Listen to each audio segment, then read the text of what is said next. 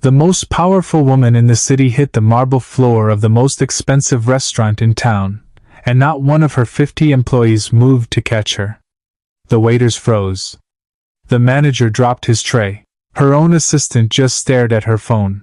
Only one man stood up, a tired, single father, in a second-hand jacket, the kind of man the maitre d' had nearly turned away at the door an hour earlier. He crossed that dining room like a soldier crossing open ground, and what he did next would shatter everything Victoria believed about money, power, and who you can count on.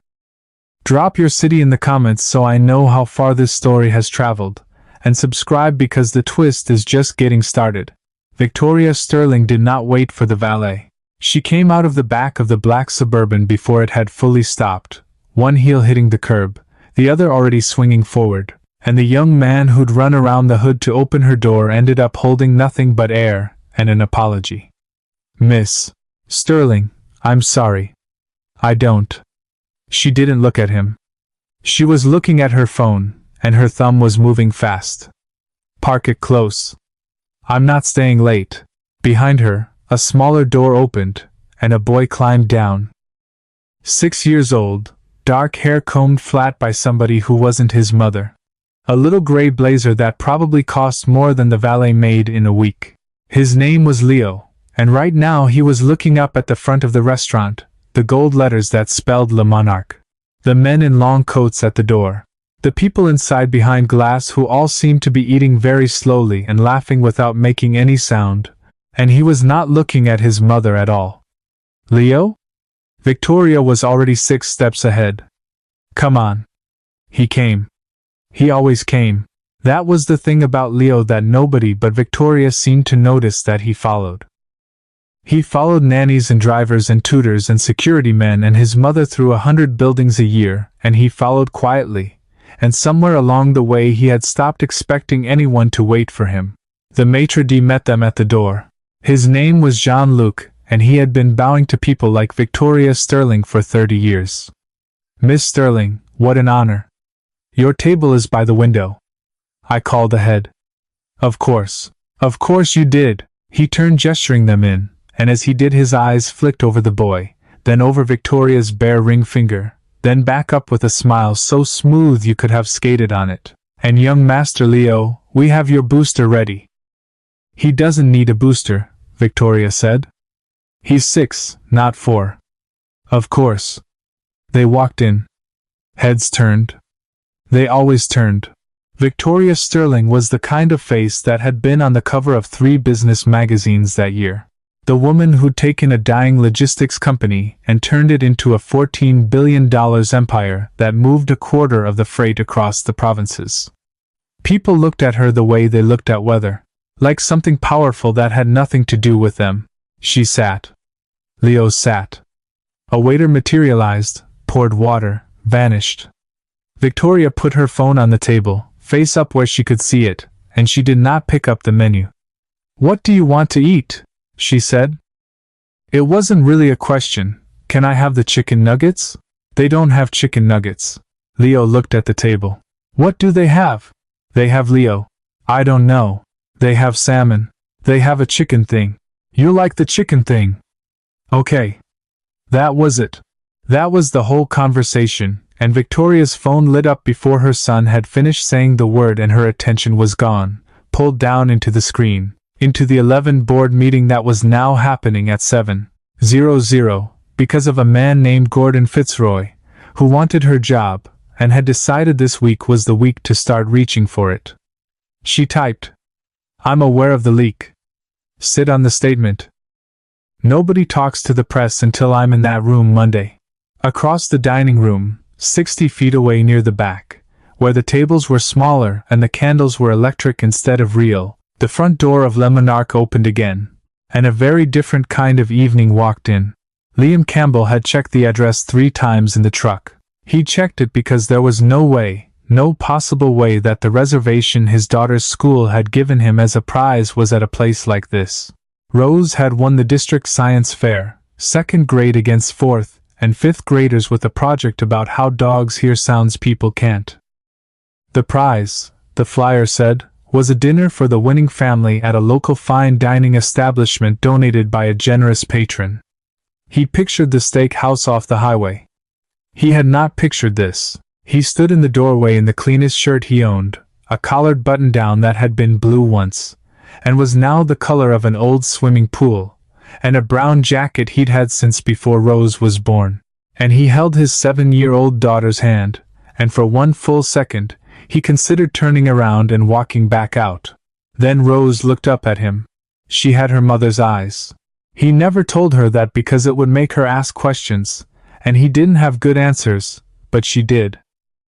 She had Emily's eyes exactly. And right now, those eyes were enormous and shining, and they were looking at all the gold and the glass like she'd walked into the inside of a treasure chest. "Daddy?" she whispered. "Is this our dinner?" And that settled it. Because the truth was, Liam Campbell would walk into a building on fire for that kid. A fancy restaurant full of people who'd look at his jacket and do the math that wasn't even in the same province as the things he'd walked into. He squared up the way you square up before you do something hard, and he stepped inside. Jean-Luc was on him before he'd gone 4 feet. "Sir?" The smile was there, but it had changed. It had gone cold around the edges. Do you have a reservation?" "Yes, sir." "Campbell. Party of 2. Jean-Luc looked at the screen on his little podium. He scrolled. His face did a small, careful thing, a tightening, and Liam saw it because Liam had spent a long time learning to read faces fast in places where reading a face a half-second slow could cost a man his life. "Ah, the science fair." Jean-Luc said it the way you'd say the leftovers. "Of course, we do honor those." He looked at Rose and his face warmed by exactly the amount that was polite, and not 1 degree more. "Congratulations, young lady." "Thank you," Rose said. "I won. It was about dogs." "How nice." Jean-Luc's eyes came back up to Liam. "If you'll follow me, we have a table in the back." He walked them past the good tables, past the window. Liam noticed. Of course, he noticed. He noticed everything that the path Jean-Luc chose took them along the wall away from the center of the room, the way you'd route something you didn't want seen. He didn't say anything. He'd been routed before. They sat at a small table near the kitchen doors, where the candle was a battery, and the noise of the line cooks came through whenever the door swung. Rose climbed into her chair and put both hands flat on the white tablecloth and just felt at the smoothness of it, like it was snow. "This is the softest table I ever felt," she said. Liam laughed. It came out of him before he could stop it, low and real, and a couple at the next table glanced over, and Liam didn't care because that right there, his kid being amazed by a tablecloth that was worth the jacket, worth the looks, worth the 40-minute drive. "Order whatever you want, baby," he said. He'd already looked at the menu in the truck on his phone, and his stomach had gone tight at the numbers, and he'd already decided he wasn't eating. He'd say he wasn't hungry. He'd had a big lunch. He'd order her whatever made her happy, and he'd drink the free water and watch her eat, and it would be the best meal he'd had in a year. Anything. Anything on the kid's page. Rose studied it with the seriousness of a surgeon. "I want the pasta with the butter, and can I have a lemonade?" "Leaven? A real one?" "Not the kind you make." "You can have a real one." She beamed at him like he'd handed her the moon. J. Leo saw her first. He'd been pushing the chicken thing around his plate.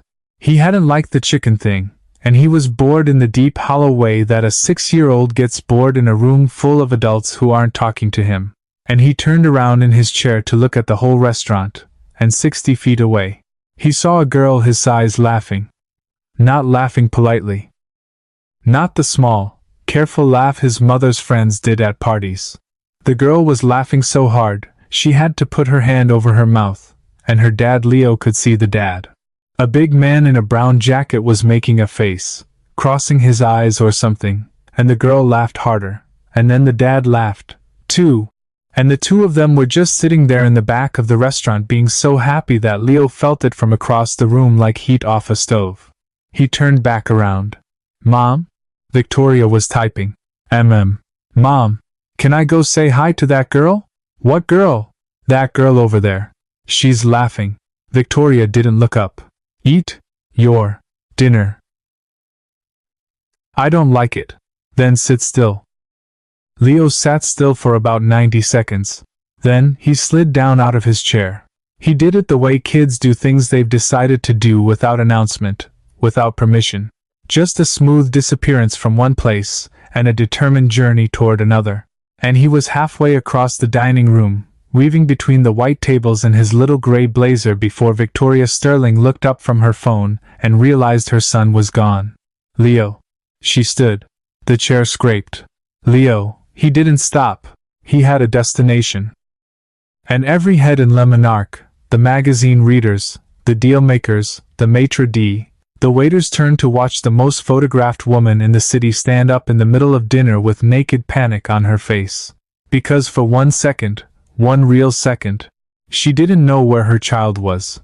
She found him with her eyes a half second later. He was at the small table by the kitchen. He was standing in front of the laughing girl and he was saying something, and Victoria's heart was still going like a hammer as she came across the floor after him. And I'm 6, Leo was saying. How old are you? 7, said Rose. I won a science fair. Do you like dogs? I have a dog. Well, my mom's friend has a dog. But I get to Leo. Victoria arrived. She put her hand on his shoulder, and she was about to say, I am so sorry. We'll get out of your way, in the smooth voice she used to end interactions she didn't want. And then she looked up and met the eyes of the man at the table, and something in her stalled. Liam had stood when she approached, not fast, not nervous, just the way a man stands when a woman comes to his table, an old kind of manners that had gone out of most of the world. He was a head taller than her. There was a scar through one eyebrow, and gray coming in early at his temples, and his hands, she noticed, were rough in a way that hands in her world were never rough. Ma'am, he said, your boy's no trouble. He just came to make a friend. There was no edge in it, no groveling either. He said it the way you'd state a fact about the weather. Victoria opened her mouth to do the smooth thing. Mom, Leo said, and he turned around and looked up at her, and his face was open. It was open in a way she almost never saw it, because most of the time her son wore the same closed, patient, waiting expression he wore in the backs of cars. Mom, can I sit with Rose? Just for a minute, please. And Victoria Sterling, who had said no to cabinet ministers, no to billionaires, no to her own board of directors with a cold flat no, that ended conversations. Victoria Sterling stood there with her hand on her son's shoulder, and could not get the word out. Because she was doing math she hadn't meant to do.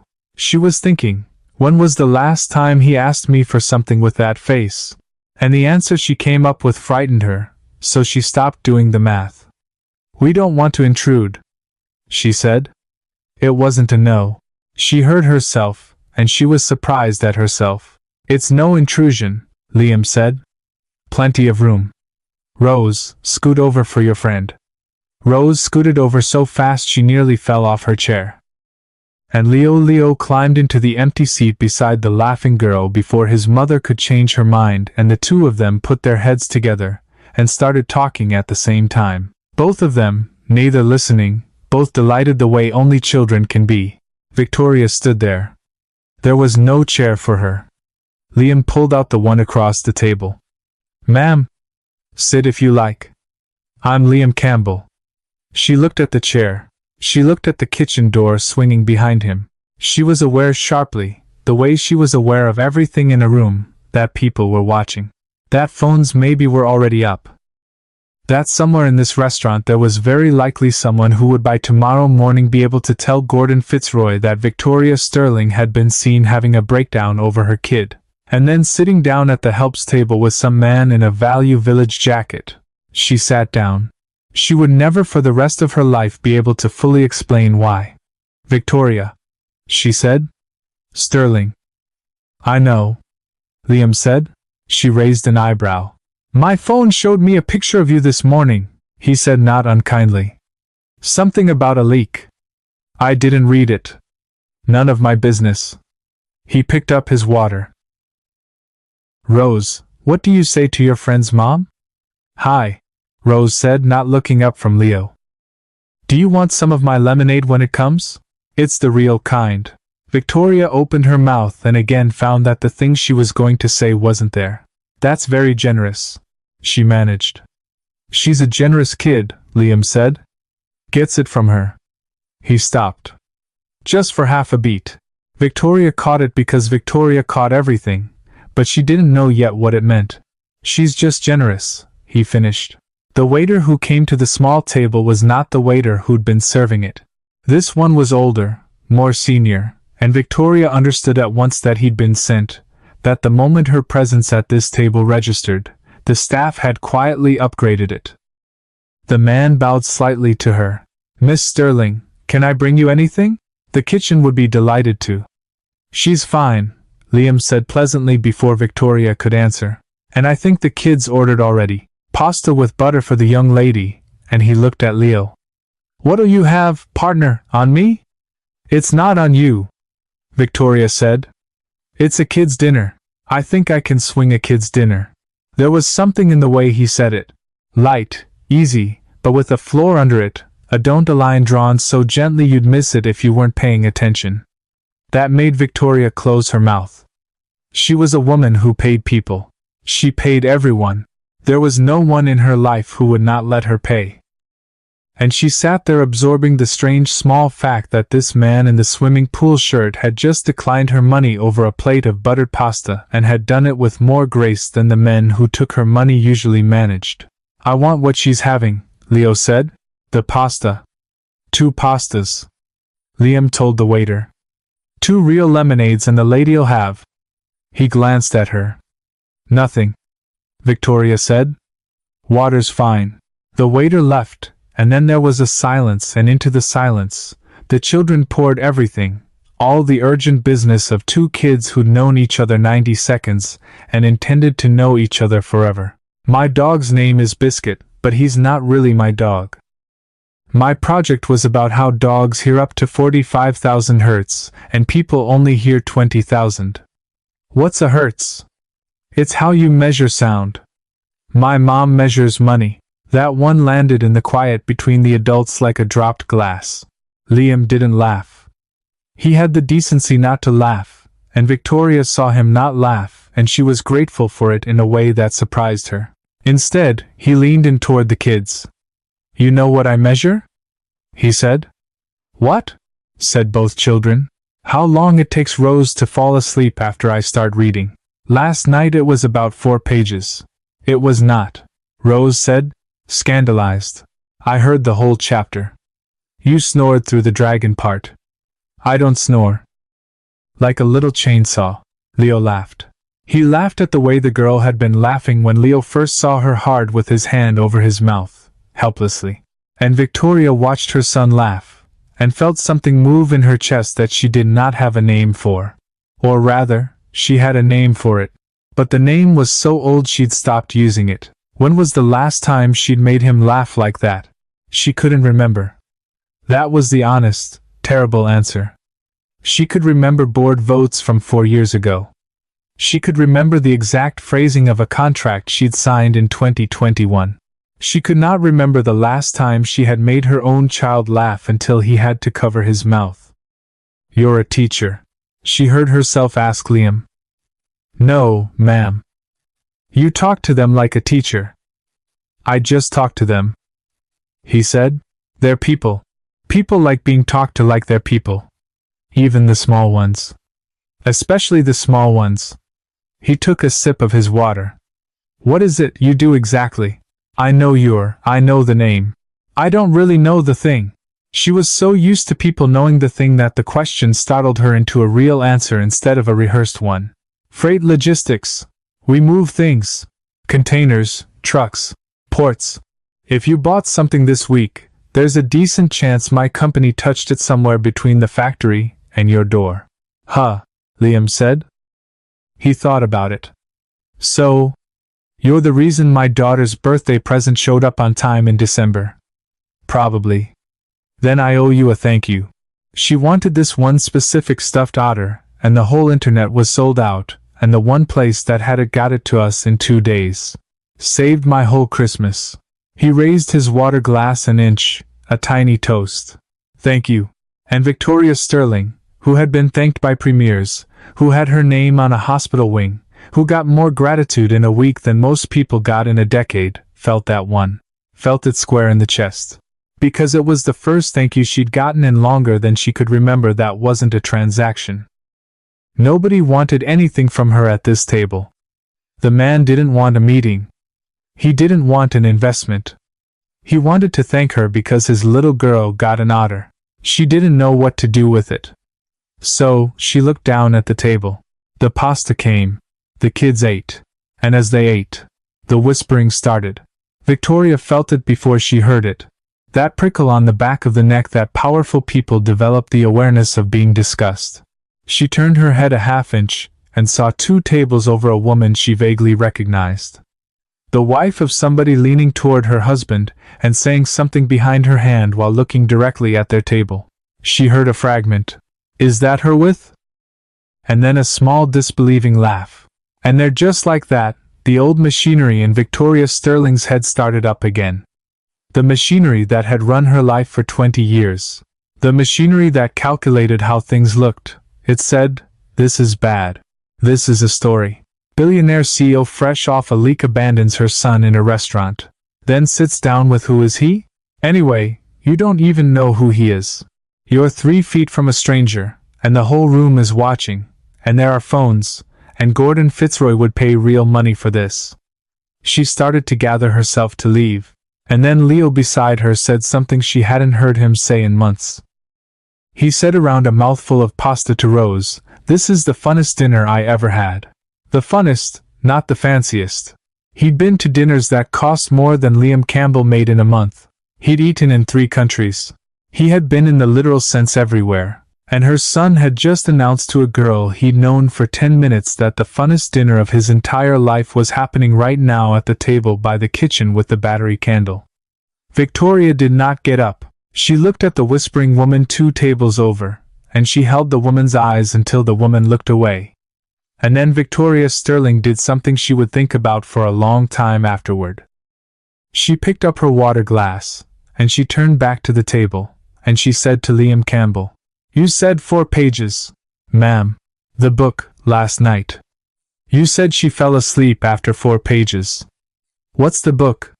Liam blinked. Then a slow grin came up the side of his face like he understood exactly what she just decided, and exactly what it cost her, and approved of it. "The Hobbit," he said. "We're on our 3rd time through. She likes the dragon." "I do not snort at the dragon," Rose said. "You snore so loud the dragon could hear you at 45,000 hertz." The kids both lost it, even Victoria, and this was the part she'd remember. Even Victoria Sterling felt the corner of her own mouth move, a thing it did not do in restaurants, a thing it did not do on camera, a thing it had nearly forgotten how to do. "You served," she said suddenly. She didn't know why she knew it. Something about the way he'd stood up, the way he scanned the room. The scar. "You were in the service." The grin came down slow and easy into something quieter. "Canadian Armed Forces," he said. "Long time ago. What did you do?" He was quiet for a second. The line cooks banged something behind him. "Kept people alive," he said. "Mostly, when I could." And he didn't say anything else. And Victoria, who interrogated executives for a living, who could pull a confession out of a CFO in under 90 seconds, Victoria knew with absolute certainty that there was a whole continent behind those 4 words, and that she was not getting on the boat tonight. She let it go. That too surprised her. She was not a woman who let things go. Her phone rang. It was on the table, face up. And the name that lit the screen was Sarah. Sarah Jenkins. Her chief of staff. The only person who had this number, and would dare to use it at dinner. And Victoria felt the whole evening lurch, felt the warm, strange bubble of the back corner table press up against the cold, pressurized hull of her real life. She looked at the phone. She looked at the kids. She looked for some reason at Liam. "You should take it," he said. "If it's ringing through dinner." It matters to somebody. She picked up. What? She listened. The color of her face changed, not dramatically. She was too controlled for that, but Liam was watching, and Liam had watched a lot of faces in a lot of bad moments. And he saw the small grayness come into hers. When? She said. Who released it? No, you do not respond, Sarah. Sarah, listen to me. Then they're lying, and we'll prove they're lying Monday. But if we respond tonight, we look like we're scrambling. And scrambling is what they want. That's the whole. She stopped. She pressed 2 fingers to her temple. The kids had gone quiet across the table, watching her with the wary stillness children get around adult voices that have changed temperature. I'll call you back, Victoria said, and hung up and set the phone down very carefully, the way you set down something you want to throw. For a moment, nobody said anything. Then Liam, in a low voice just for her, eat something. She looked at him. You haven't eaten, he said. I've been watching.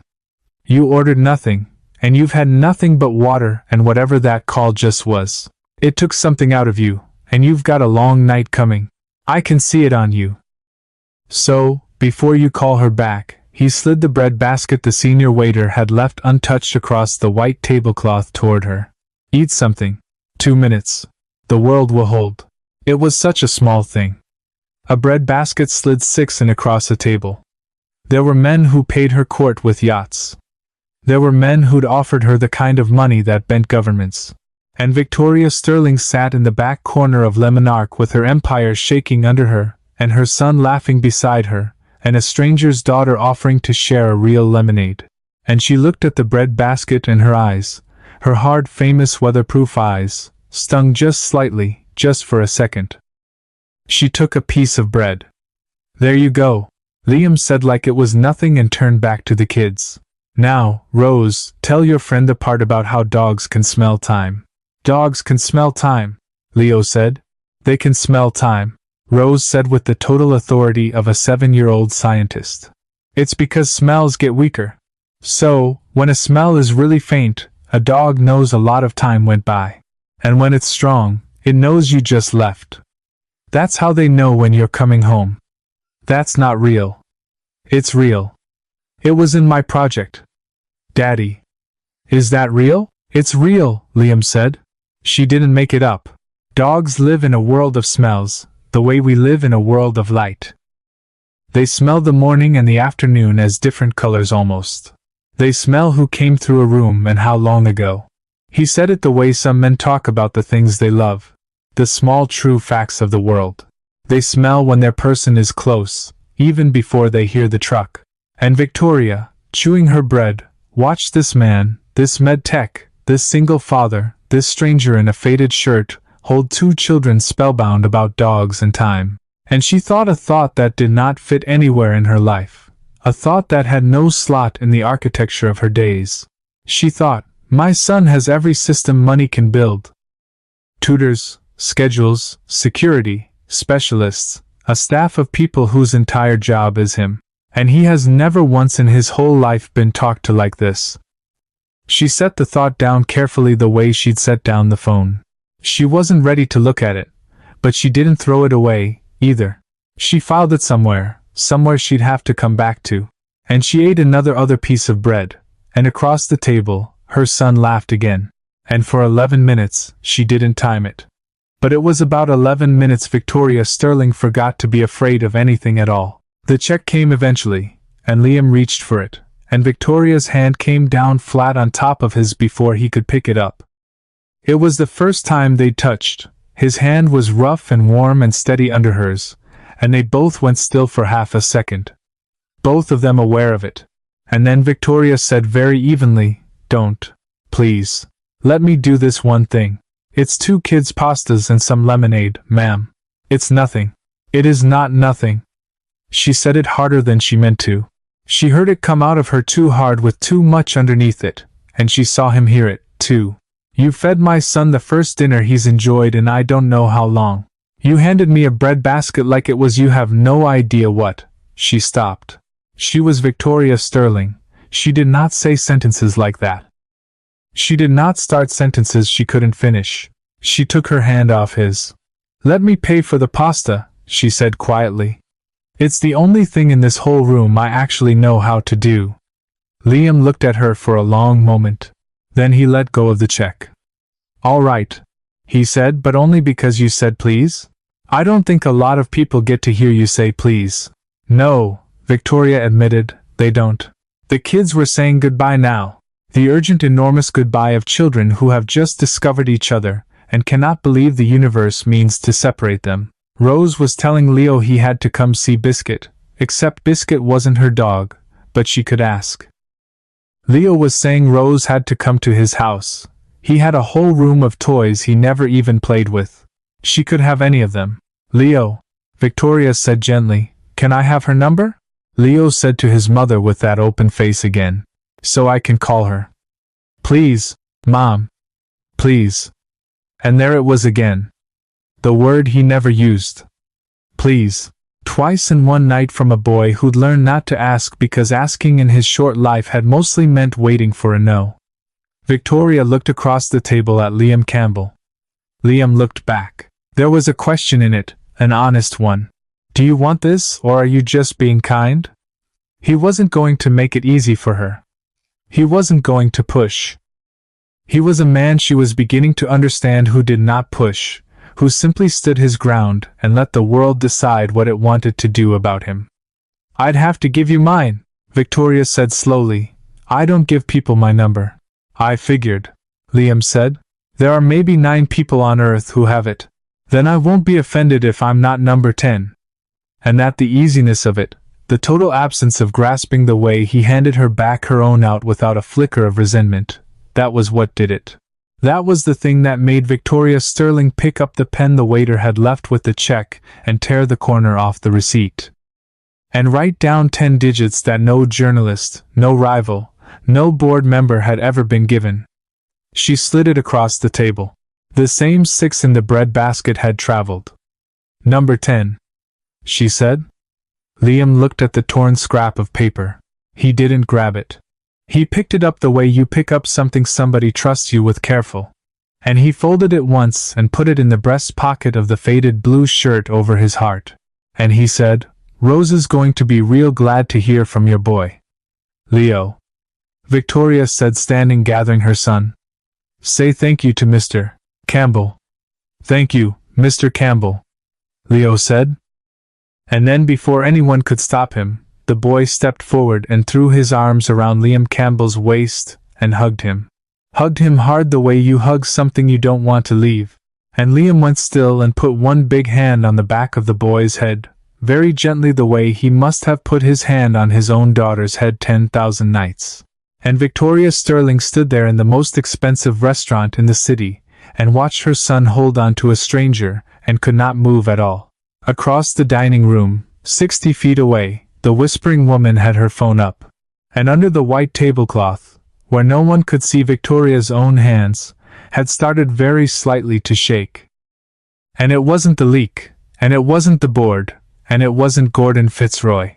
It was the realization arriving all at once that the safest her child had looked in years was right now in the arms of a man whose last name she'd learned 40 minutes ago. Leo let go. He took his mother's hand. And as they walked out of Lemon Arc, past the good tables, past the window, past John Luke, who bowed and did not understand a thing he had just witnessed, Leo looked up at his mother and said, "Mom." He felt like a dad. Victoria's step did not break. Years of cameras had taught her how to keep walking when something hit her, but she didn't answer him because there was no answer she could give a 6-year-old that was both true and bearable. And Victoria Sterling had spent her whole life refusing to say things that weren't true. She just held his hand a little tighter and walked him out into the cold where the black Suburban was waiting with its engine running and its doors that someone else would open. And for the first time in a very long time, the warmth she was walking away from felt more real than the world she was walking back into. The call came 9 days later, and it came at 6:40 in the morning, and Liam Campbell almost didn't answer it because he didn't recognize the number, and he was elbow deep in a bucket of soapy water, scrubbing the floor mats of a delivery truck that wasn't his at a depot in Mississauga that paid him by the vehicle. not the hour. He wiped his hand on his jeans and looked at the screen. An unfamiliar set of digits. He almost let it go to voicemail. Then he remembered the torn scrap of receipt folded in the breast pocket of a shirt now sitting in his laundry basket, and he picked up. Campbell. It's Victoria Sterling. He straightened. A truck idled somewhere behind him. Miss Sterling. Everything all right? My son hasn't stopped asking about your daughter for 9 days. There was something in her voice he hadn't heard at the restaurant. A fray in it, a thinness, like a wire pulled too tight. He asks about Rose the way other children ask about Christmas. He drew her a picture. He's been carrying it around. He wants to give it to her. I told him I'd ask. Liam looked at the picture forming in his head. A small boy in a too clean blazer carrying a drawing around a giant cold house for 9 days, waiting, and something in his chest pulled. Rose talks about Leo every single night. He said. Last night, she asked me if rich kids have to go to bed earlier. I told her I had no idea. He heard very faintly something that might have been a laugh. It surprised him. He hadn't been sure she could. They have to go to bed whenever I'm not home, to tell them otherwise, Victoria said, which is most nights. A pause. Mr. Campbell, I'm calling to ask if I can do something I have absolutely no practice at, and I'd appreciate it if you didn't make it harder than it has to be. I wouldn't dream of it. I'd like to invite you and Rose to dinner. At my home. Not a thing. Not anything. Just the kids. Leo wants to show her the room of toys he doesn't play with and I. She stopped. He waited. He was good at waiting. It was a thing the forces had drilled into him until it became part of his bones. I would like to see my son look the way he looked in that restaurant one more time, she finished. Before I forget what it looked like. Liam was quiet for a moment. Saturday, he said. Saturday. What can we bring? Nothing. God, nothing. You'll bring a child. And that's already more than I deserve. We'll bring a pie. Liam said. No. Rose and I make a peach pie. It's the only thing we make, but we make it good. You don't say no to the pie, Miss Sterling. That's the one rule. There was a silence on the line that went on a beat too long, and when she spoke again, her voice had changed, gone quieter, gone careful. All right. Victoria Sterling said. I won't say no to the pie. Chapter. The house was not a house. Liam understood that the second he turned off the road and the gate opened for him. A real gate iron with a little camera that swiveled to look at his truck, and he drove up a driveway longer than some of the streets he'd grown up on. Rose had her face pressed to the window in the back. The peach pie balanced on her knees under a dish towel, and she kept saying, Daddy, Daddy, Daddy. And he kept saying, I see it, baby. And the truth was, he didn't. He couldn't. It was too much to see. Leo was waiting at the front door before they'd even parked. He was waiting the way a dog waits. The whole body pointed. And the instant Rose's door opened, he was off the steps and running, and he hit her in a hug that nearly sent the pie flying. And Liam caught it one-handed without thinking. The way you catch things when keeping your hands ready is a habit you never lost. You came. Leo was shouting. I drew you a picture. It's a dog. It's Biscuit. I drew Biscuit even though I never met him. I brought you a pie. Rose shouted back. My dad and me made it. And the two of them were gone up the steps into the enormous house, leaving the two adults standing in the driveway holding a pie and a child's drawing in a silence that neither of them quite knew how to fill. Victoria came out then. She was dressed down, or what passed for down, with her dark slacks and a soft gray sweater, no jewelry, her hair loose instead of pulled back, and Liam noticed because he noticed everything that she looked like she hadn't slept. There were shadows under her eyes that makeup hadn't fully chased off. You found it, she said. Hard to miss. Did the gate behave? It sticks sometimes. Behaved fine. They stood there. Liam held up the pie. The pie, he said. Something cracked through her careful face, almost a smile. The pie. He handed it over. She took it like it was breakable, like it was something other than a pie, and she looked down at it under its dish towel, and said in a strange low voice, "My housekeeper makes a souffle that costs more than this whole truck, and my son has never once run to the door for it." Liam didn't say anything. Some things you let a person say to the air. "Come in," she said before they break something irreplaceable, which fair warning is most of what's in here. Dinner was loud, which Liam suspected that house had not been in a long time. The kids ate fast so they could go play, and then they were gone thundering off down a hallway with Leo yelling about a fort, and the two adults were left at one end of a table built for 16, and a member of the staff cleared the plates so silently that Liam almost felt bad for the man having to be invisible in his own workplace. "So," Victoria said once the staff had melted away, she turned the stem of her water glass between two fingers. "You're going to think this is rude. Probably. How does a man like you end up scrubbing trucks at 5 in the morning?" Liam leaned back. He'd known the question was coming. People in her world always wanted to know the shape of the fall. How a man got down here, as if down here were a hole he'd dug, rather than a place where most people simply lived. "A man like me," he repeated, not unkindly. "What's a man like me? You know what I mean. She gestured a small frustrated motion. "You speak well. You read your daughter Tolkien. You handled a room full of people who were sneering at you with more grace than I handle a board that's afraid of me. You should be, I don't know what you should be, not that." "Should," Liam said. "There's that word again." He took a slow breath. "I was a med-tech, Canadian Armed Forces. You attach to the infantry, you go where they go. And where they go is usually the worst place anybody could think to send a person. I did 3 tours. I was good at it. I want to be clear about that, because people hear medic and they think you're soft. You're the helper, you stand in the back. You don't stand in the back.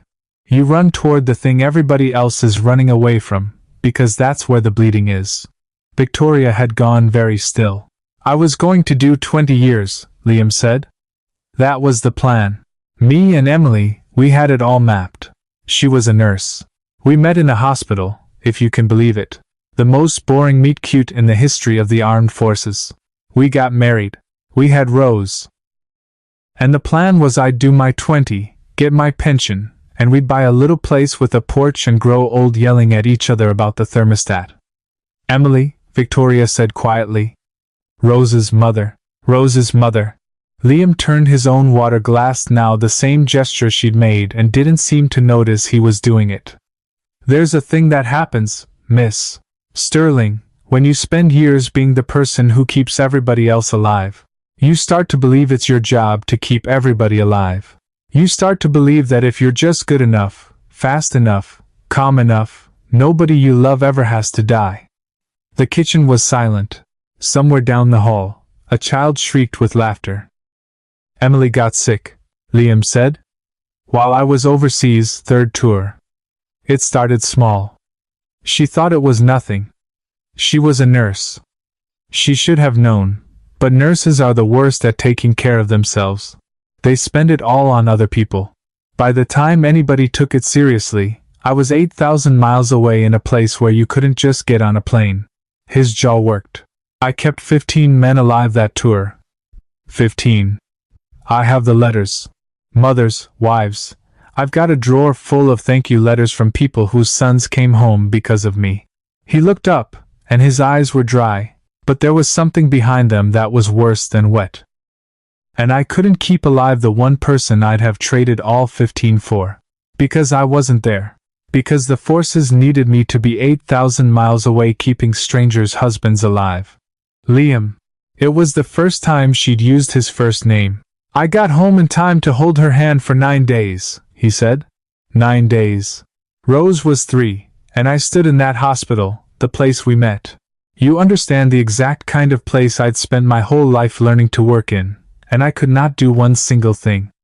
All that training, all that I was the best in my unit at keeping people breathing, and I sat there and watched, and there was nothing. Nothing I could." He stopped. He pressed his lips together.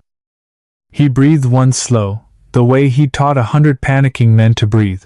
"So, I didn't re-up. People said I was throwing away a career. My see, Oh, begged me to stay. Said I was wasting a gift. And I told him the gift had already failed me when it mattered. And I had a 3-year-old who just lost her mother. And I was not going to also be the dad who was never home. I was not going to make her grow up the way he didn't finish it. He didn't have to. Victoria sat there. She who always had something to say, who could fill any silence with strategy. She sat there with nothing because there was nothing, because the man had just laid the whole broken architecture of his life on the table between them. And the only decent thing to do was let it sit there and be seen.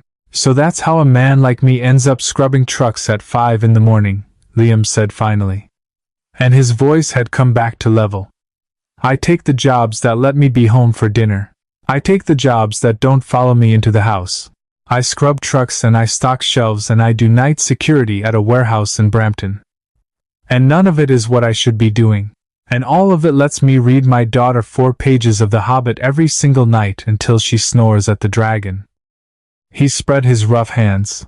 I traded the career for the dinners. I'd trade it again. I'd trade it 1,000 times. The career was never the thing I was afraid of losing. For a long moment, Victoria didn't move at all. Then she said very low, almost to herself, I have it exactly backwards. Ma'am, I have it exactly backwards from you. She laughed, but there was no humor in it. It was a sound with an edge that could cut. You gave up the empire to keep the dinners. I gave up the dinners to keep the empire. I told myself I was building it for him. For Leo. I told myself every late night, every missed bedtime, every birthday I watched on a phone from a hotel in Singapore. I told myself it was all for him, that I was securing his future, that someday he'd understand. Her voice tightened. And then 9 days ago, a man I'd never met handed my son a basket of bread and a real lemonade, and made him laugh until he had to cover his mouth. And Leo looked up at me on the way out and said, she stopped. What did he say? Liam asked gently. Victoria Sterling looked at her hands. He said you felt like a dad, she said. He said it like a compliment to you. He didn't even know it was the cruelest thing anyone has ever said to me. Because he doesn't have anything to compare you to. He has a mother who measures money and a staff of people who measure him. And the first time in his life, a grown man simply sat and talked to him like he was a person. My 6-year-old's conclusion was, oh, so this is what a dad is. Her jaw was tight. His father's been gone since before he could walk. Took a settlement and a flight to Geneva. And I haven't seen him in 5 years. I've spent a fortune making sure Leo never wants for anything. And he wants for the one thing I can't buy. And he found it for free in a restaurant in 40 minutes from you. Liam, let that sit. 2. You're being awful hard on yourself, he said at last. I'm being accurate. I'm always accurate. It's the only thing I'm reliably good at. No, Liam said. I don't think it is. He leaned forward. You called me at 6:40 in the morning because your boy drew a dog and you couldn't stand to see him carry it around one more day. That's not a woman who has it backwards. That's a woman who's seeing it. There's a difference between getting it wrong and not being able to fix it. You're not the first one. You won't be the last. He paused. And for what it's worth, he ran to the door today. For Rose. Not for me. He ran because somebody he loves was coming, and that's a thing you taught him how to do somewhere somehow, or he wouldn't know how to do it at all. Victoria looked at him. Her eyes were too bright. She blinked it back. Years of cameras, Liam thought. Years of learning to swallow it down where nobody could photograph it. You're very kind, she said. For a man I've given exactly one reason to be. Quote, I'm not being kind, Liam said. I'm being accurate, and that broke through. She laughed. A real one this time, startled out of her with her hand coming up too late to cover it, exactly the way her son had laughed in the restaurant. And Liam saw where Leo got it, and he grinned. And for a moment, the giant cold table didn't feel so cold or so big. It was nearly 9 when his phone buzzed against the table. He glanced at it. A name, a job, the warehouse. He sighed. Night shift? Victoria asked. Night shift. Security. I cover 3 to 11, sometimes 11 to 7. Depends who calls out. He started to gather himself. I should round up the kid. She's got school. Don't. He looked at her. It's a Saturday, Victoria said. There's no school tomorrow, and, she hesitated, and he watched her wrestle with something. Watched the proud thing in her fight, the lonely thing in her, and watched the lonely thing win. Stay a little. The kids are happy. Let them be happy a little longer. I'll have someone cover your shift. You can't cover my shift, Miss Sterling. That's not how, Liam. She said it flatly. I own 17 warehouses across the GTA. I employ 4,000 people who work night security. I promise you I can find your supervisor's number and arrange one covered shift without it troubling a single soul. Stay. Please. And there it was again, the please, the word her son had inherited from somewhere, the word she gave out like it was made of gold because to her it nearly was. Let me do the one thing I know how to do. I'll solve a problem with money. It's all I've got. Liam looked at her a long moment. You really don't know how to ask for company, do you? He said. You only know how to buy it. It landed hard. He saw it land. For a second he thought he'd gone too far. And then Victoria Sterling's shoulders came down half an inch, some long-held tension leaving, and she said, quiet and bare, No, I don't. Will you teach me? Or will you just hold it against me? Neither, Liam said. He set his phone back down. I'll stay. And you don't have to cover my shift because I'll just be a man who chose to spend an evening instead of work it. And that's allowed even for me. He sat back down. But I'm calling out myself. With my own thumb. There's a thing about doing your own asking, Miss Sterling. You should try it sometime. It's terrible. You feel it in your stomach. That's how you know it counts. She watched him pull out his phone and text his supervisor. Campbell, can't make tonight, family thing, won't happen again. And watched him press send with a small grimace, like swallowing medicine. And something in her face came open that hadn't been open all night. All 9 days, maybe all year. There, Liam said. Felt it in my stomach. It counted. He picked up the dish towel that had covered the pie. Now. We never actually cut into the thing. You said you wouldn't say no to the pie. I'm holding you to it. They cut the pie at the kitchen island. The kids dragged back in by the smell of it. And for an hour, the house that had been built for board members and quiet sounded like a house with children in it, which was the thing it had been built to never sound like. Rose explained the pie's entire construction in exhausting detail. Leo ate 2 pieces and asked for a third, and Victoria opened her mouth to say no, and then, watching Liam simply not say no to his own kid, closed it again and let him have it. He never eats like this. She murmured to Liam over the kids' heads. Happy kids eat, Liam said. It's like the laughing. It comes from the same place. And then? It was the front step again. Late, the kids drooping Rose, already half asleep against Liam's shoulder, and Leo fighting it hard. Fighting sleep the way he fought everything because going to sleep meant the day ending, and the day ending meant Rose leaving. When can she come back?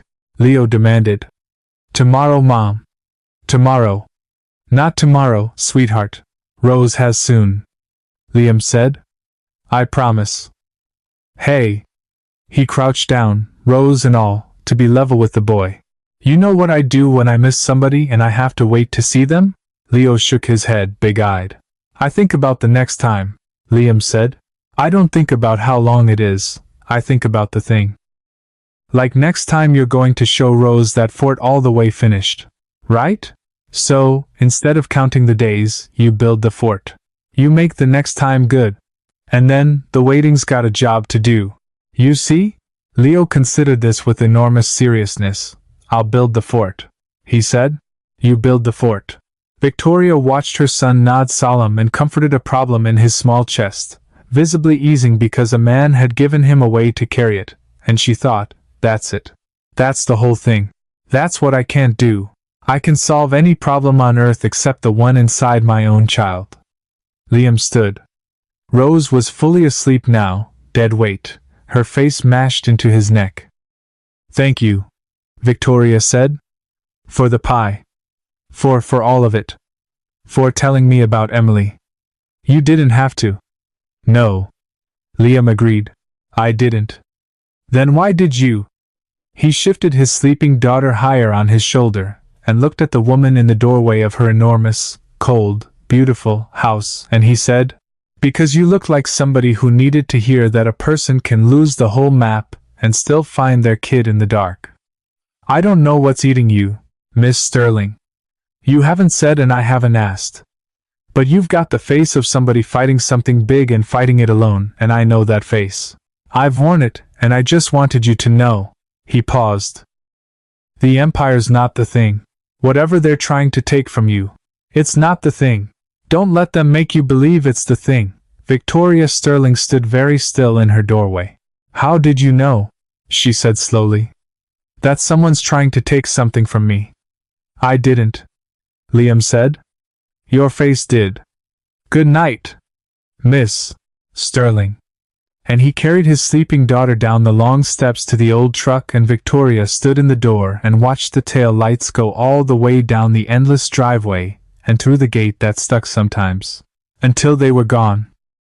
And then she went back inside into the silence, and the silence was worse than it had ever been before because now she knew exactly what it was, the absence of. The silence didn't last. Monday came and Monday was war. She felt it the moment she walked into the building, the way the lobby went quiet. The way two executives stepped into an elevator to avoid sharing hers. The way her own assistant, Sarah, met her at the elevator with a face the color of paper and a tablet held against her chest like a shield. It's worse, Sarah said before Victoria had said a word. Over the weekend. It's worse. How much worse? Fitzroy's got the votes lined up for an emergency session.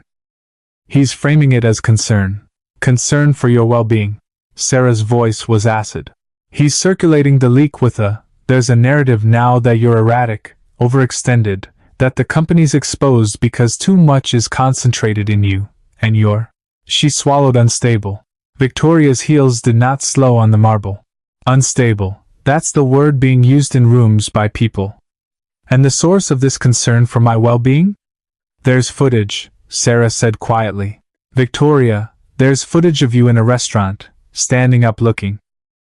They're saying panicked, and then sitting down at some back table with a man nobody can identify, and they're cutting it so it looks like you had some kind of episode, and then Victoria stopped walking.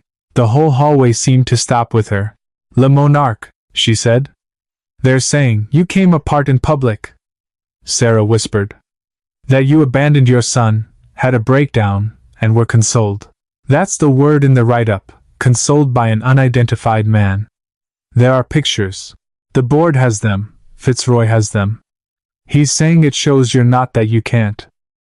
And Victoria Sterling stood in the middle of her own building in the empire she had built from a dying company with 20 years of missed bedtimes, and understood all at once with the cold total clarity that had made her rich exactly what had happened. The whispering woman 2 tables over, the phone up. They had taken the single warmest hour she'd had in a year, her son laughing a stranger's kindness. A bread basket slid across the table, and they had cut it into a weapon. They'd taken the one time she'd let herself be a mother in public instead of a machine, and they were going to use it to prove she was unfit to lead. Get me the footage, Victoria said. Her voice had gone somewhere very cold and very level. All of it. The original, not their cut. And get me everything we have on who was at that restaurant Saturday. No, the night I was there, the night 9 days ago. Reservations, staff, everyone. Victoria, the session is Thursday. That's 3 days. I'm aware of what day it is, Sarah. She started walking again faster now, the heels striking the marble like a countdown. Gordon Fitzroy wants to use my son's happiness against me. He wants to take the best 40 minutes I've had in years and turn it into the thing that ends me. Her jaw set. He's going to find out what happens to people who do that. But even as she said it, even as the old machine roared back to life in her chest, the strategist, the closer, the woman who had never once lost a fight she decided to win, There was a small cold knowledge underneath it that she could not push down. The footage was real. She had stood up in a panic. She had looked for 1 second like a woman coming apart.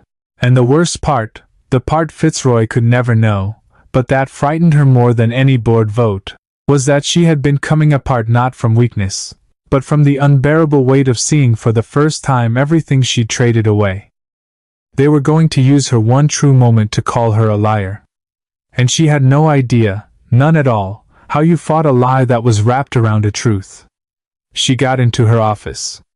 She shut the door.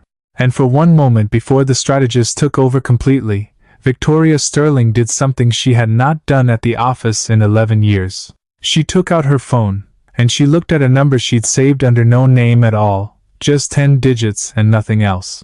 And her thumb hovered over it, and she thought about a man who'd said the empire's not the thing. And she thought about how he'd known from her face that somebody was trying to take something from her. She didn't call. Not yet. She wasn't ready to need him. But she didn't delete it either. She set the phone down on the desk face up where she could see it.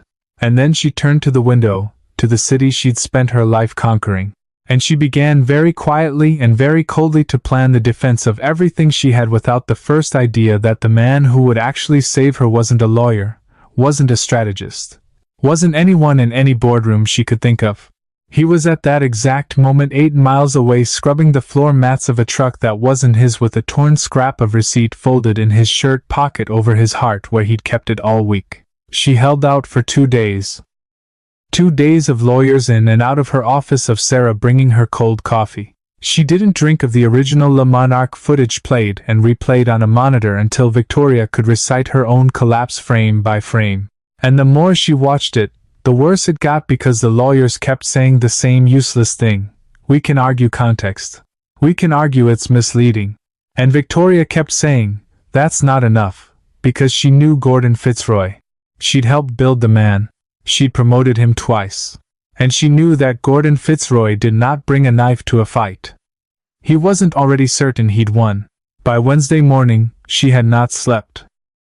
By Wednesday morning, she had read the board members' faces in 3 separate calls and counted the votes the way you count water rising. And the count was bad. And the lawyers were out of ideas. And the strategist in her, the closer the woman who had never lost, was staring at a wall for the first time in 20 years and finding no door in it. That was when Leo came into her study at 6:15 in the morning, dragging his blanket, and climbed into her lap uninvited, which he never did, and put his head against her chest and said, "Mom, you have your scared face." She went still. "I don't have a scared face, baby." "You do. You have it right now." He looked up at her. "When can Rose come back?" "Mr. Campbell said next time I show her the fort." "The fort's done, Mom. I built it." He said build the fort, and then the waiting has a job. The fort's done. And Victoria Sterling sat there with her son's whole small weight against her, with the count of the votes going bad in her head, and the lawyers out of ideas, and her empire coming apart in 3 days, and she heard a man's voice from 9 days ago say, "Don't let them make you believe it's the thing." And she heard him say, "You only know how to buy company." And she heard him say, "Try doing your own asking. It's terrible. That's how you know it counts." She picked up her phone. Her thumb found the number with no name. And for the first time in longer than she could remember, Victoria Sterling did a thing that frightened her more than any board vote. She asked for help from someone she could not pay, could not control, and did not have any leverage over at all. He picked up on the second ring. "Campbell? It's Victoria." Her voice did something it never did. It wavered. "Sterling. I know whose number this is." A pause. She could hear him reading her tone the way he read everything. "What's wrong?" "Nothing. Everything." She closed her eyes. Leo was watching her face. She turned away from him toward the window. Leo wants to see Rose." "He built the fort." "You told him to build the fort, and he built it, and now he's asking, and Victoria." His voice was quiet and level, and it cut straight through. "That's not why you called." "Try again." And the thing in her chest that she'd been holding clenched tight for 2 days, the strategist, the armor, the woman who didn't waver, it came loose all at once, and she heard herself say in a voice she didn't recognize, "I'm in trouble. The thing you saw in my face, the thing somebody's trying to take, they're taking it. And I don't. Liam, I have lawyers. I have the best lawyers money can buy, and they can't. They keep saying context. They keep saying we'll argue it's misleading, and it's not working. And I have 2 days, and I..." Her voice broke clean in half. "I don't know how to do this. I don't know how to do this. And there's no one I can say that to. Do you understand? There is not one single person in my entire life I can say I don't know how to do this to, except a man I met in a restaurant 9 days ago who scrubs trucks, and I'm so, where are you?" Liam said. "What? Where are you right now? Home or the office?" "Home. My study. I'll be there in 40 minutes. Liam said. "I'll bring Rose. Leo can show her the fort, and you're going to make me a cup of coffee, and you're going to tell me the whole thing from the start. Slow every piece. The way you'd brief somebody who's got to walk into a bad situation cold. Can you do that? Liam, you don't. This is corporate. This is boardroom politics. This isn't something you can Victoria." There was steel in it now, the calm flat steel she'd heard once before when he told a senior waiter, "She's fine," and ended the conversation. "I've walked into worse rooms than a boardroom with worse odds than yours, and I came out the other side. Make the coffee. Brief me clean. We'll see what we're looking at." A pause. "And Victoria, yes, you did the terrible thing." "You asked? Felt it in your stomach, didn't you?" "Yes," she whispered. "Good," Liam said. "That's how you know it counts. 40 minutes. He came in 40 minutes with his daughter and a paper bag of donuts because he said you don't show up to a war council empty-handed. And the kids vanished toward the fort with a noise like a small stampede. And Liam Campbell sat down at Victoria Sterling's kitchen island in his work clothes and said, "Start at the beginning. Who's coming for you? Why? And what's the weapon?" And she briefed him. She didn't soften it or strategize it or spin it the way she spun everything. She just laid it out flat the way he'd asked, because he'd asked the way you ask when you actually intend to do something with the answer. Gordon Fitzroy, number 2 for 6 years, wanted the chair. The leaked internal financials made to look worse than they were timed to a quarter that already looked soft. The narrative Victoria was erratic, overextended, a single point of failure. And the proof, the centerpiece, the thing that turned a business argument into a personal execution, the footage. Her standing up in a panic at Le Monarque. Her sitting down at a stranger's table. Cut to look like a breakdown. Cut to look like a woman coming apart who had to be consoled by an unidentified man. Liam listened to all of it without moving. He had a way of listening she noticed that made you feel heard in a way that was almost physical, like the listening had weight. He didn't interrupt. He didn't take notes. He just took it in, all of it, the way she imagined he'd once taken in a casualty report under fire, fast, complete, sorting what mattered from what didn't. When she finished, he was quiet for a moment. Then he said, "Show me the footage. Their cut and the original, both." She pulled it up on her tablet. He watched their cut first, the edited version, the one circulating, the one built to destroy her. He watched it twice. Then he watched the original, the full unbroken security feed from the corner of Le Monarque ceiling, the whole 40 minutes. And he watched that twice, and somewhere in the second viewing, Victoria noticed his face change. Not much. A narrowing. The same look he'd had reading the room at the restaurant, reading her face in the driveway. The look of a man seeing something nobody else had seen yet. "Play me the part where you stand up again," he said. The original, real speed. She played it. There. His finger came down on the screen, pausing it. "Right there. What's that?" "That's me standing up. That's the part they're using. That's the panic." "That's not panic," Liam said. "Victoria, look at it. Look at it. I've seen panic. Panic is frozen. Panic is the eyes going wide and the body locking up, and the breath going high and fast. That's not what your body's doing. He stepped the footage forward frame by frame with a steadiness that suggested he'd done this kind of careful watching before in rooms with much higher stakes. Watch your eyes. They're not wide. They're searching. You're not coming apart. You're scanning the room.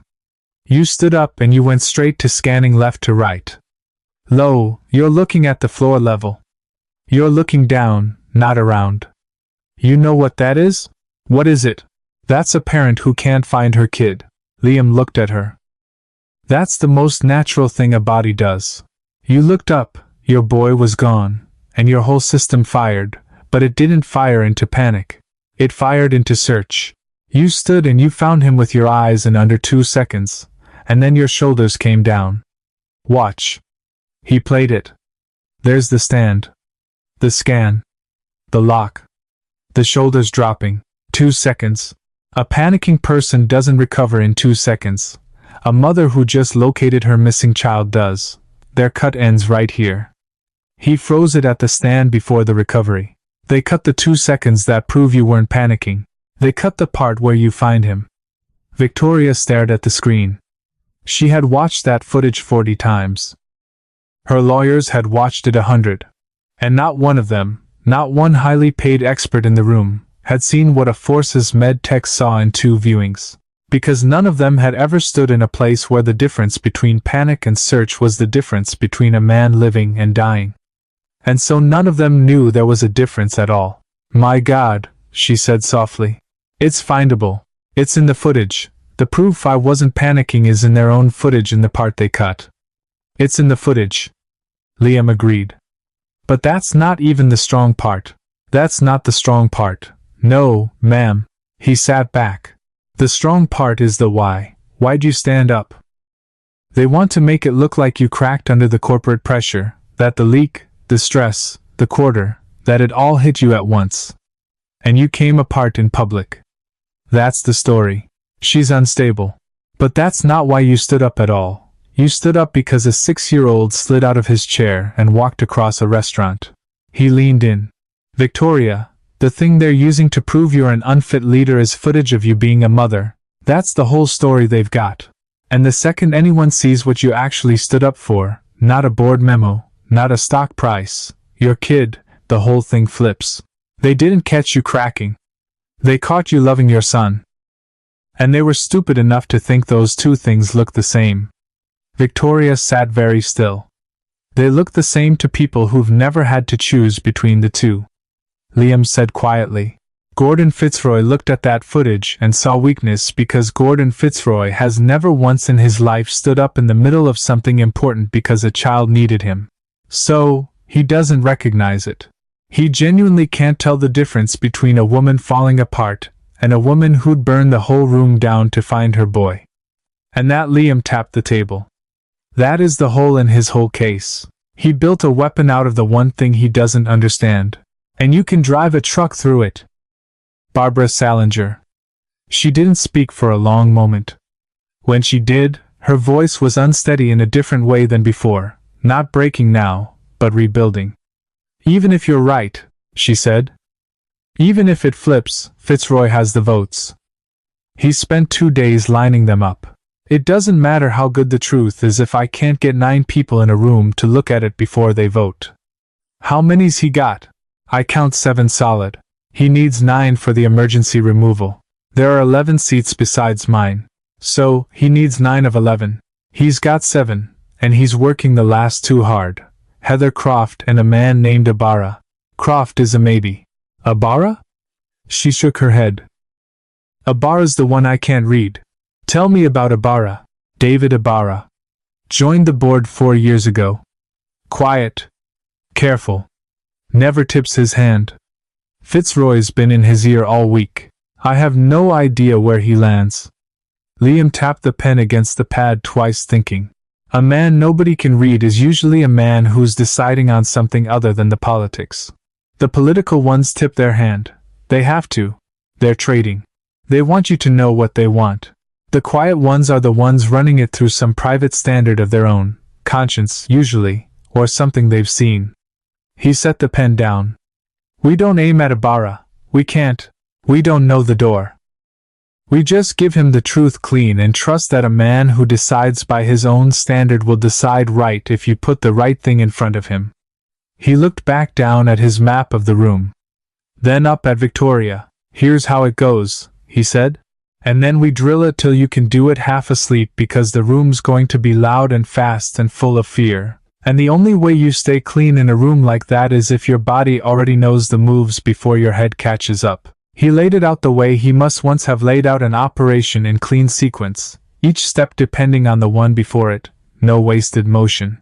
Fitzroy would open. He'd open fast, framing it as concern for Victoria, concern for the company.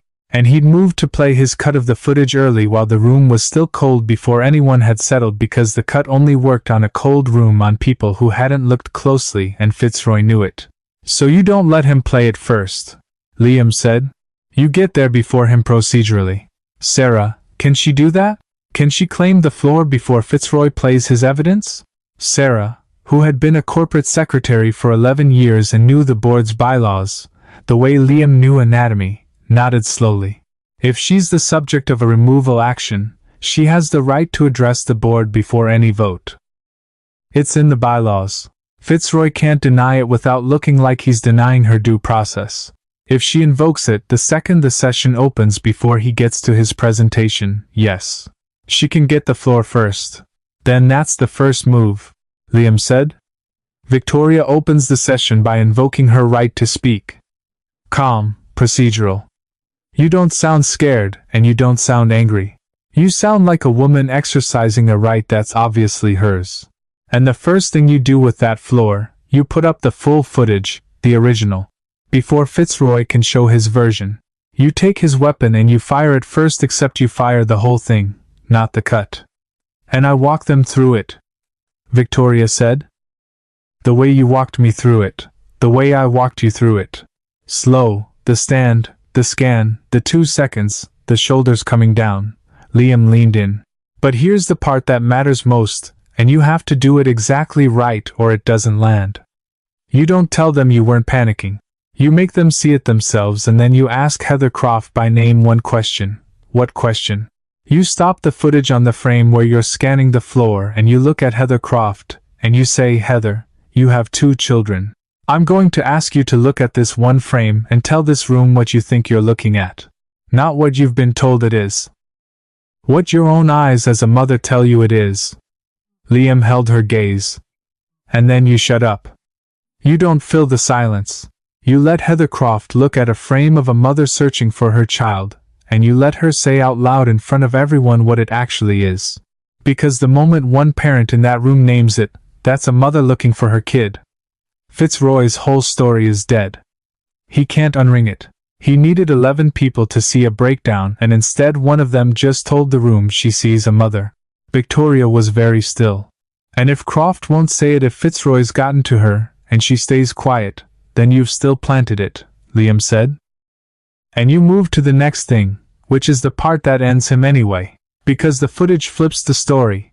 But the paper trail, the monarchy, the brother-in-law, the flagged reservation, the donated prize, that doesn't just flip the story. That proves a crime. That proves Gordon Fitzroy didn't stumble onto a leak. He manufactured one. He built a trap and baited it with a child science fair and lay in wait for a mother to love her son in public so he could film it and call it madness."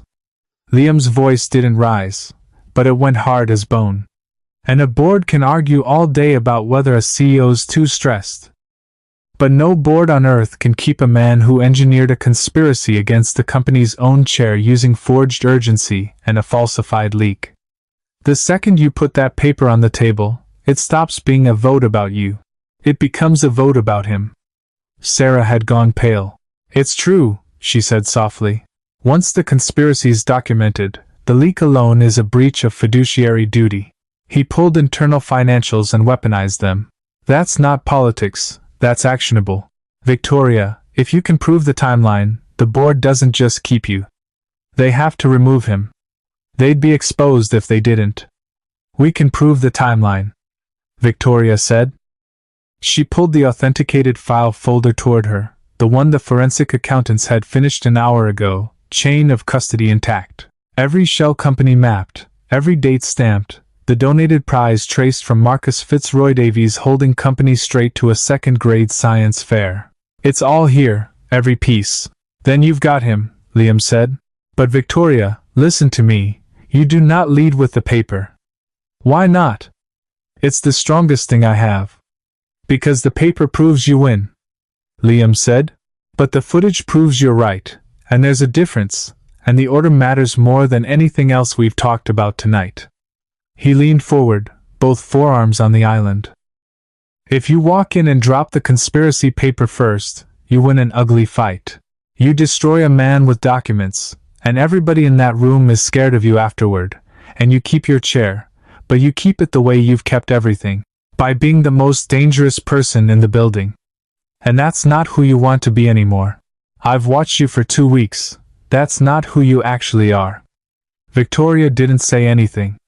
So, you lead with the footage, Liam said quietly. You lead with the mother. You make them see, before anything else, that the thing Gordon Fitzroy called a breakdown was a woman loving her child. You let them feel it. You make Heather Croft say it out loud. And then, once the room has seen the truth with their own eyes and felt it in their own chests, then you lay down the paper that proves the man who tried to weaponize that love is a liar and a saboteur. You win their hearts first and their math second. Because a chair you keep because they believe in you is worth 10 times a chair you keep because they're afraid of you. He sat back. You've spent 20 years keeping rooms by being feared. Thursday, you keep one by being right. That's the whole game. That's the only thing that's different. And it's everything. For a long moment, Victoria Sterling looked at the man across her kitchen island, the combat med tech, the single father, the man who scrubbed trucks at dawn, and had just handed her a battle plan more sophisticated than anything her $250,000 lawyers had produced in 2 days. And she felt something move in her chest that had nothing to do with the board or the vote or Gordon Fitzroy. Where did you learn this? She said softly. Really? This isn't medicine. This is, you're reading that room like a battlefield. It is a battlefield, Liam said, just a clean one. Nobody's bleeding. He turned the pen over in his fingers. When you're a medtech, you're not just the guy with the bandages. You're attached to a unit. You sit in on the briefs. You learn how the whole operation thinks because your job is to know where everybody's going to be when it goes wrong so you can get to them fast. I spent 10 years learning how men under pressure make decisions, who breaks, who holds, who follows, who freezes. A boardroom's just men under pressure in better suits. He almost smiled. And the thing about pressure, Victoria, it's the same in every room I've ever been in. Fear makes people move too fast. Truth makes them slow down. Fitzroy's whole plan runs on fear and speed. So, we beat him with truth and patience. That's it. That's the whole war.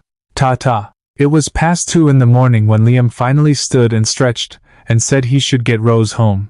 And Victoria said almost before he'd finished, "Stay. Both of you. It's 2 in the morning, the kids are asleep. You have a hearing to walk into in 6 hours. There are 4 guest rooms. Stay." And Liam looked at her, and for once didn't argue because she hadn't bought it this time. She'd asked it plainly the terrible way. And he could see in her face that she knew the difference now and that she'd done it on purpose. "All right," he said. "We'll stay." He checked on Rose before he turned in. Victoria watched him do it. Watched him stand in the doorway of the enormous guest room and look at his sleeping daughter for a long moment. And she understood that the cold stillness from the backyard hadn't left him at all. It had just gone underground. The man was about to walk into a room and dismantle the people who'd used his motherless child as bait. And he was going to do it calmly and patiently and right. And the fact that he could hold all that fury, that still and that quiet, told Victoria more about Liam Campbell than anything he'd said about Emily. She found him in the hallway after. "Liam?" He turned. "Why are you really doing this?" she asked. "And don't say it's because they used Rose. I know that's part of it, but you came over a Wednesday morning before you knew any of that. You drove across the city and briefed me like a soldier when all you knew was a stranger from a restaurant was in trouble. Why?" Liam was quiet for a moment in the dim hall. "Because you asked," he said finally. "You called me at 6 in the morning and your voice broke and you said, 'I don't know how to do this and there's nobody I can say it to.'" He looked at her steadily. "Do you know how many people in my life have ever said that to me, Victoria?" Said the true scared thing out loud with nothing held back. "Emily? That's the list. That's one name." He let that sit. "And then you said it. A woman who runs an empire, who's got 9 people on Earth with her phone number, who's never once in her life let anybody see the bottom of the... Well, you called me and you let me see it. You think that costs nothing? It costs you everything you've spent 20 years building a wall around, and you spend it on a man who scrubs trucks." His voice was low. "I don't walk away from that. I've spent my whole life learning to run toward the person who's bleeding. You called me because you were bleeding where nobody could see, so I ran toward you. That's all this is. That's all it ever is with me." Victoria stood in the dark hallway of her enormous house, and her eyes filled, and this time she didn't blink it back because there were no cameras here and no board and no whispering women with phones. Just a man who'd told her the truth in a way no one had told her anything in years. "I don't know what to do with that," she whispered. "You don't have to do anything with it," Liam said gently. "That's the part you keep getting wrong. Some things you don't have to do anything with. You just let them be true." He nodded toward the guest room where his daughter slept, and the hall toward where her son slept. "Get some sleep, Victoria. We've got a man to take apart in the morning and you're going to be the one who does it. I'm just going to be standing close in case you start to bleed." Thursday came gray and cold, and at 9 in the morning Victoria Sterling walked into her own boardroom with a combat medtech 2 steps behind her, and Gordon Fitzroy was already sitting at the head of the table. Liam clocked it instantly. The chair at the head of the table exactly as predicted, and he caught Victoria's eye for a fraction of a second, and she gave him the smallest nod. "I see it. You were right and something in her studied." "Victoria," Fitzroy said. He had a warm voice, a good voice, the voice of a man who'd spent 6 years being the reasonable one. "Thank you for coming. I know this is difficult. We're all here because we care about you and about this company," and his eyes went to Liam, and a flicker of something crossed his face because Liam was not in the script. "I'm sorry, who is this?" "This is a closed session. Board members only." "This is Mr. Campbell," Victoria said. "He's here as my guest and the bylaws permit the subject of a removal action to have one advisor present." "Sarah." Article 9, Section 4. Sarah said crisply from her seat against the wall. "The subject may have one advisor present at any removal proceeding. It's her right." Fitzroy's smile didn't move, but something behind it cooled. Of course. Mr. Campbell, welcome." He turned back to the room, gathering it, reasserting control. "Well, let's not drag this out longer than we have to. I think we all know why we're here. There are concerns, serious concerns, about Victoria's capacity to lead, and rather than let them fester, I've asked us to address them directly as a board in the open." "I have some material I'd like to before you do," Victoria said. The room went still. "I'm invoking my right to address the board before any evidence is presented, or any vote is taken." Her voice was calm. It was the calmest voice in the room. Article 9, Section 4. The subject speaks first. Sarah will confirm. "She's correct," Sarah said. "The subject has the right to address the board before the proceeding moves forward. It's not optional." For just a second, half a second, Victoria saw it happen, saw the thing Liam had told her to watch for. Gordon Fitzroy's hand resting on the folder in front of him. The folder with his cut of the footage cued and ready, his fingers tightened on it. The smallest motion. The motion of a man who'd planned to fire first and had just been told he couldn't. "He needs to go first," Liam had said. "His whole plan runs on speed. Take the speed away and watch his hand." There was the hand. "Of course," Fitzroy said smoothly, leaning back, spreading his palms, the picture of generosity. "By all means, Victoria. Say your piece." And Victoria Sterling stood up in front of the 11 people who had gathered to remove her with a combat med tech standing quiet against the wall. And she did not reach for the conspiracy paper that would win the fight. She reached for the footage that would prove she was right. "I'd like to show you something first," she said, and crossed to the screen and picked up the remote. "Not Gordon's version. I understand he has one prepared. I've seen it." She looked around the table, meeting each face in turn. Slow. The way Liam had told her. Don't rush. The rushing is fear. Let them feel you not rushing. I'd like to show you the original, the full security footage from Le Monarch, 40 minutes unedited, authenticated with full chain of custody. Sarah has the documentation for anyone who wants to verify it isn't altered. Because the version that's been circulating, the version Gordon's about to show you, is 40 seconds long. And I think before you vote on my future, you've earned the right to see the other 39 minutes. She found Heather Croft's face across the table, held it. "And then I'm going to ask one of you a question," Victoria said quietly. "Just one. And I'm going to ask you to answer it, as a parent, not as a board member. As somebody who stood up too fast in a public place because for 1 second you couldn't find your child." She pressed play, and in the silence of that boardroom on the screen 60 feet of a restaurant came to life. A woman at a window table, a phone in her hand, and across the room a small boy in a gray blazer sliding down out of his chair to go find someone who'd made him laugh. Gordon Fitzroy shifted in the head chair. His hand was still on his folder. And for the first time in 2 days of perfect patient reasonable maneuvering, Gordon Fitzroy looked very slightly like a man who had brought a cut of a story into a room that was about to watch the whole thing. Against the wall, Liam Campbell stood very still and watched the faces, and waited the way he'd waited his whole life for the moment the bleeding started so he could be there when it did. The footage played, and for 40 seconds the room was exactly what Gordon Fitzroy had wanted it to be. There she was on the screen, Victoria at the window, the phone in her hand, the tension visible in her shoulders. There was the stand, the sudden rise out of the chair, and Victoria watched the faces around the table do precisely what Fitzroy had been counting on them to do. She watched Singh glance at Fitzroy with a small grim nod, watched Chen's mouth tighten, watched the room begin to settle into the story it had been told for 2 days. "There. You see?" She came apart, and then the footage kept going. Because Fitzroy's cut ended at the stand at the worst possible frame, the one where her face was caught mid-motion and could be called anything. But the original didn't end there. The original kept rolling, and Victoria let it, didn't narrate, didn't rush, just let the room watch the 2 seconds Gordon Fitzroy had been so careful to remove. The scan. Her eyes going not wide but searching, sweeping low left to right down at floor level. The lock, the instant her eyes found the small boy 60 feet away. And then the shoulders. The shoulders coming down.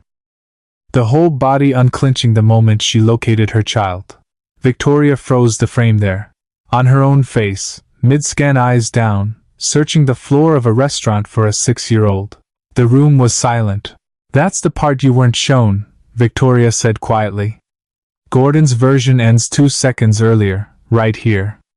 She stepped the footage back to the stand. "The frame from the cut is where he wanted you to stop looking. And I understand why. Because if you stop looking here, you can call this anything you want. You can call it a breakdown. You can call it instability.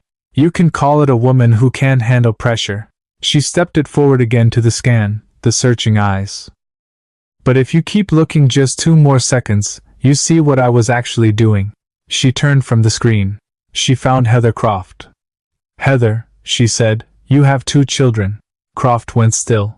"I'm not going to tell you what you're looking at," Victoria said.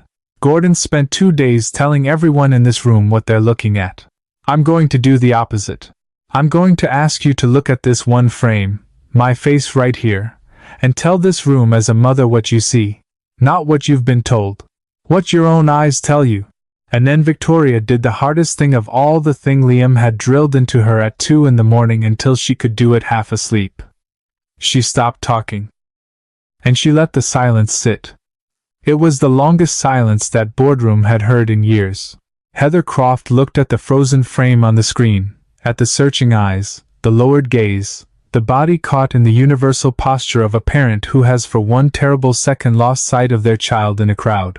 And something moved across Heather Croft's face, something that had nothing to do with quarterly earnings or fiduciary duty or the politics of who would hold the chair. "That's not a breakdown," Heather Croft said slowly. Her voice was unsteady. "I've stood up like that in a grocery store, when my daughter was 4 and I turned around, and she wasn't in the cart." She looked around the table, almost wonderingly, as if surprised to find herself speaking. "That's not panic. That's a mother who can't find her kid. That's the most natural thing in the world. I've done it. Every parent in this room has done it." And there it was. Liam against the wall did not move a muscle, but something in his eyes shifted the smallest acknowledgement, the recognition of a thing he'd predicted coming true exactly as he'd said it would.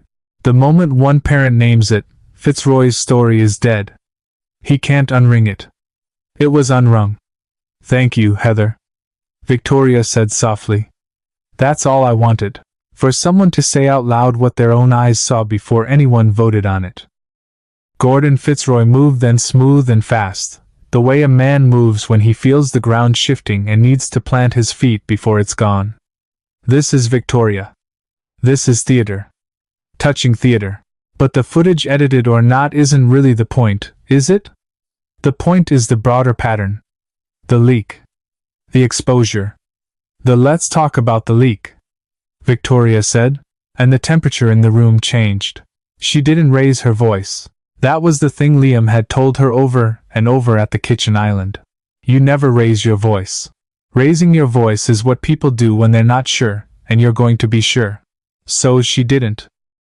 She crossed back to her seat, and she opened the folder Sarah had prepared, the authenticated one, and she laid it on the table with a quietness that was louder than any shout. "Gordon, you've spent 2 days telling this board that internal financials leaked, that the company was exposed, that my judgment was the cause."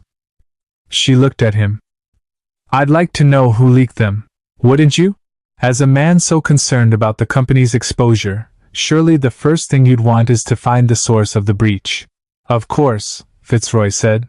"Of course, and we should investigate. But that's separate from the question of whether I already investigated," Victoria said. "I finished last night." The room went very quiet. "The footage from Le Monarque, that's been circulating, Gordon's 40-second cut, somebody had to pull that. A restaurant security feed isn't public. Someone with access to it had to obtain it, edit it, and wrote it to this board." She turned the page in the folder. "So, I asked a simple question. Who owns Le Monarque?" Fitzroy's face had gone carefully, deliberately neutral. Liam, watching from the wall, knew that face. It was the face of a man who just realized the trap he built had a second door, and that someone else was standing in it. "Le Monarque is owned through a holding company," Victoria said. "Which is owned through a private equity group, which is managed." She looked up, and held Gordon Fitzroy's eyes across the table, where he'd planted himself in her chair. "By Marcus Fitzroy Davies, your wife's brother." A sound went through the room. Not a gasp. These were not people who gasped, but a shift, a stirring, the sound of 11 careful people recalculating at once. "That proves nothing," Fitzroy said, but his voice had a hairline crack in it now. "My brother-in-law owns a number of restaurants. I have no involvement in his. My dinner," as if he hadn't spoken, "was flagged in the restaurant's internal system the moment I made it. There's a notation. It reads." She read it off the page. "VIP notify MFD, Marcus Fitzroy Davies. Your brother-in-law's restaurant was instructed to notify him the instant I booked a table." She turned another page. "They knew I was coming, Gordon, before I walked in the door, which means the cameras weren't catching something by accident. They were waiting." The crack in Fitzroy's composure widened. "Victoria, this is a conspiracy theory. I'm not finished." 2 words. Flat. And they stopped him cold because there was something in the room now that hadn't been there before, something the whole board could feel. And it was the unmistakable sensation of a hunt that had reversed direction. "There's one more thing," Victoria said, and for the first time her voice carried something underneath the calm, something that wasn't strategy at all. "The man standing against that wall. Mr. Campbell, the reason he and his daughter were at Le Monarch that night, the reason there was anyone in that restaurant for me to react to in public at all was a prize. His 7-year-old daughter won her school's science fair. The prize was a dinner donated to the district by a generous anonymous patron 3 weeks ago. She looked down at the folder, and when she looked back up, the thing underneath her voice had risen to the surface, and it was anger-controlled, banked, but real. That donation, she said, came through the same holding company that owns Le Monarch, the one your brother-in-law runs. 3 weeks before that dinner, they donated a prize to a school, Gordon. They steered a science fair-winning little girl and her widowed father to a specific restaurant on a specific night, my night. The night they flagged my reservation because they needed someone in that room for me to react to. They needed a moment they could film, so they manufactured one, and they used a 7-year-old's proudest day to do it. The silence in the room was total now. That little girl's father is a Canadian Armed Forces medtech, Victoria said. He did 3 tours. He has a drawer full of letters from the families of men he kept alive. He lost his wife while he was overseas saving strangers, and he left the service to raise his daughter alone, and he scrubs trucks at 5 in the morning so he can be home to read her to sleep at night. And you, she looked at Gordon Fitzroy and did not blink. You used his child as bait in a trap meant for me. You took the best day of a motherless little girl's life, and you turned it into a weapon. That's not a leak, Gordon. A leak is an accident. This was a plan, and you didn't just breach your duty to this company. You manufactured a conspiracy against its chair using forged urgency and a falsified narrative, and you did it on the backs of a 7-year-old and her father, who never did a single thing to you except exist where you could use them. She closed the folder. Every transfer is in here, she said quietly. Every shell company, every date, the reservation flag timestamped, the donation traced from your brother-in-law's holding company to a second-grade science fair, the authenticated original footage with chain of custody that proves the version you brought to this room was deliberately cut to deceive 11 people you owe a fiduciary duty to. She slid the folder to the center of the table. I came in here today expecting to defend myself. I'm not the one who needs defending anymore.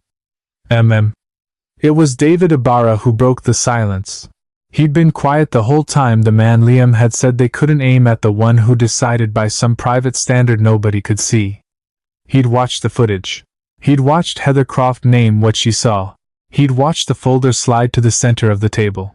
And now he leaned forward and he spoke in a slow, deliberate voice, and the room turned to him because everyone knew that David Ibarra did not waste words. I joined this board 4 years ago, Ibarra said, because I believed in how this company was run.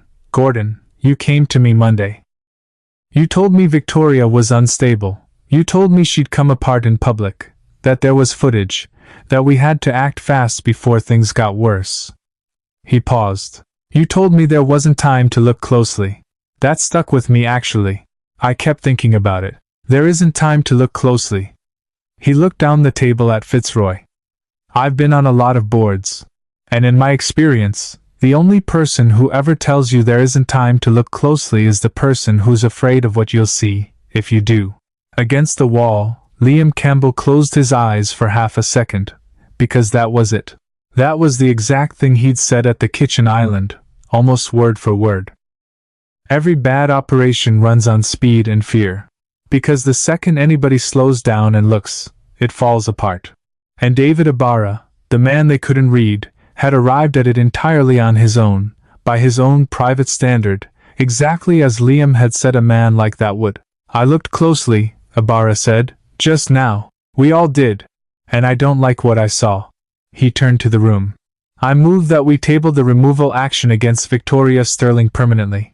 And I move that this board open an immediate investigation into Gordon Fitzroy's conduct with outside counsel beginning today. Seconded, said Heather Croft, before anyone else could speak.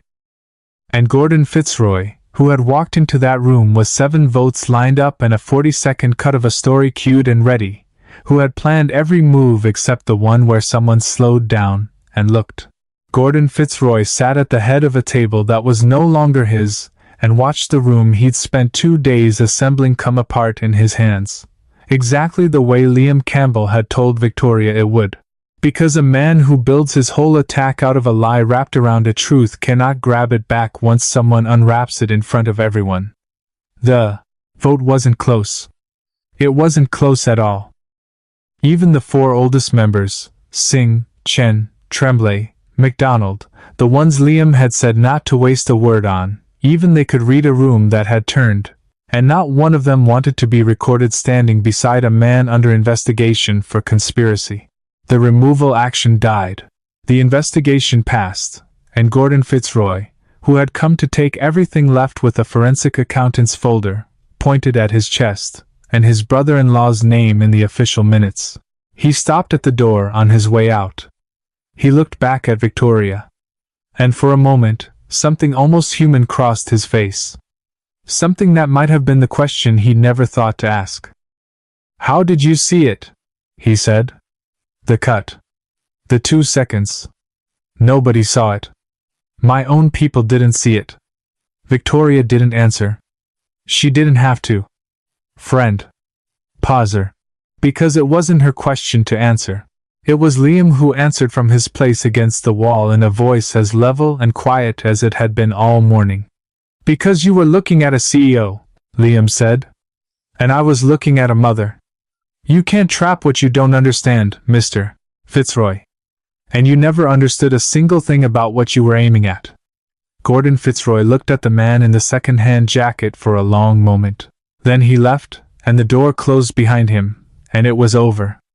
The room emptied slowly. Board members came to Victoria Heathercroft first, gripping her hand, her eyes wet, saying, "I'm sorry. I should have looked sooner." Then Ibarra, who said only, "Good work," and meant it. Then others, the apology and the recalculation written all over them. Victoria received them the way she received everything, with composure. But Liam, watching from the wall where he'd stood the whole time without saying more than 2 sentences, saw that her hands were trembling very slightly, the way they had under the tablecloth at Le Monarque 3 weeks ago.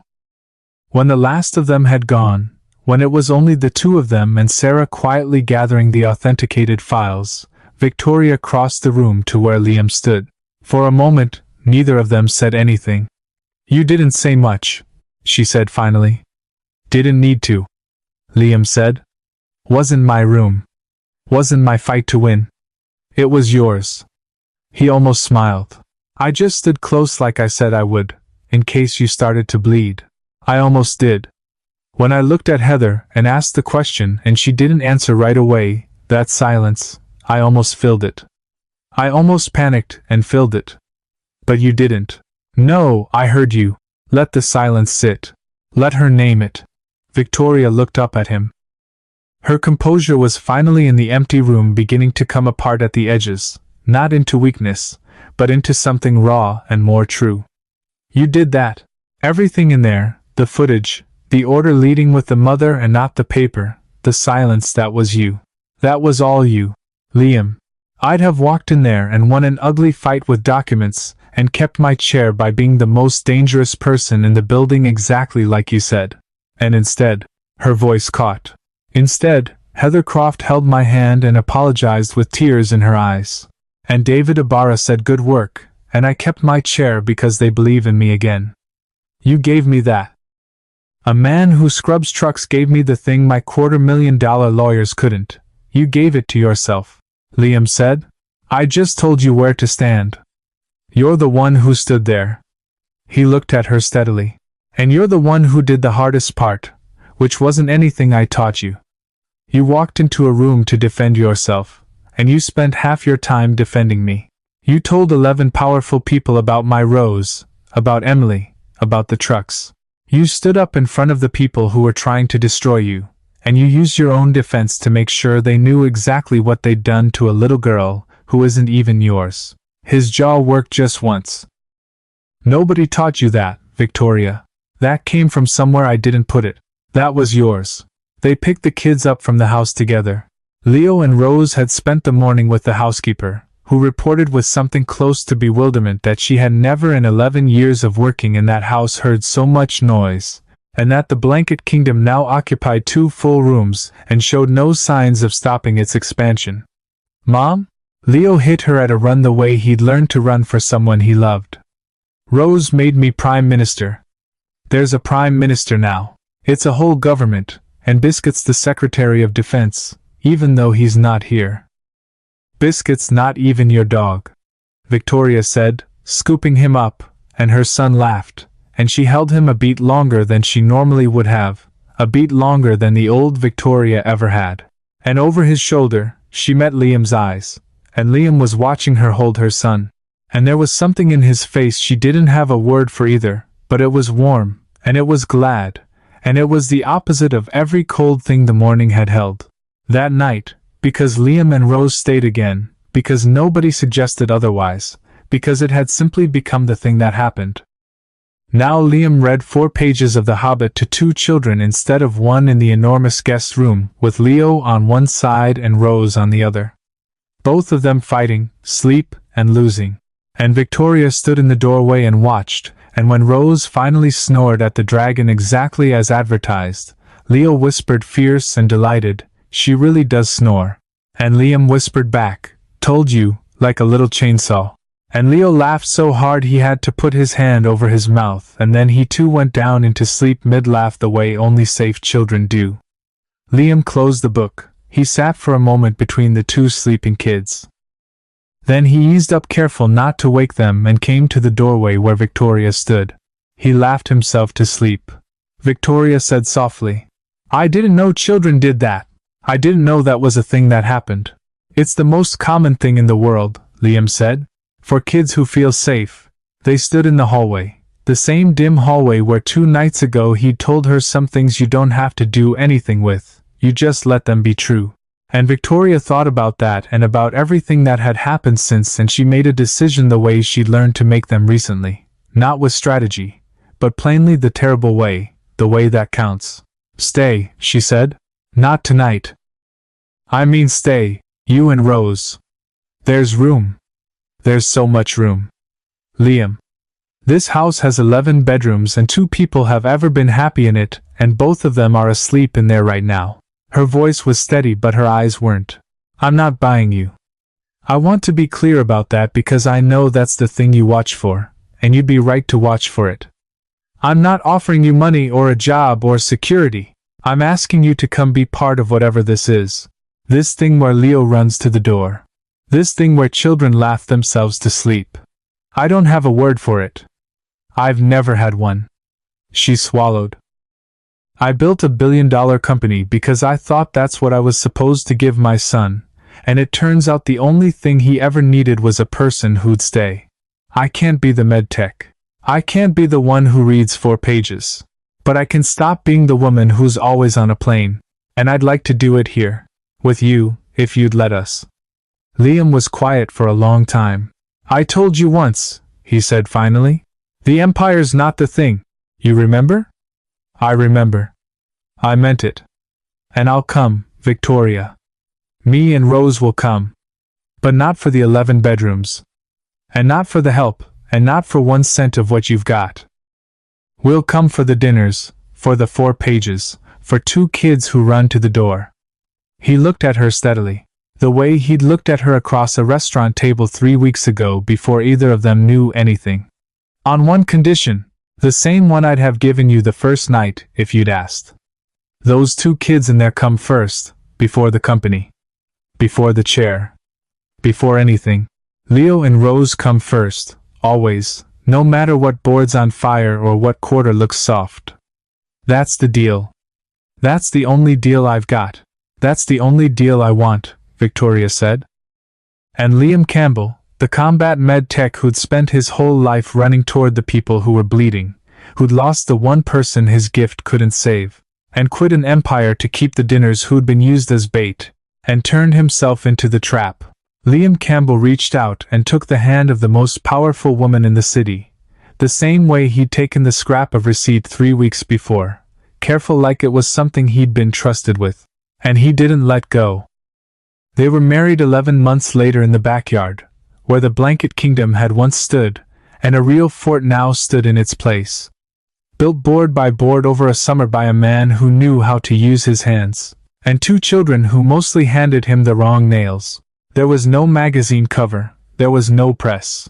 Victoria Sterling, who had spent 20 years arranging her life for how it would look, arranged the most important day of it for how it would feel, and the only photographs taken were on a phone by Sarah, who cried through most of them and ruined half.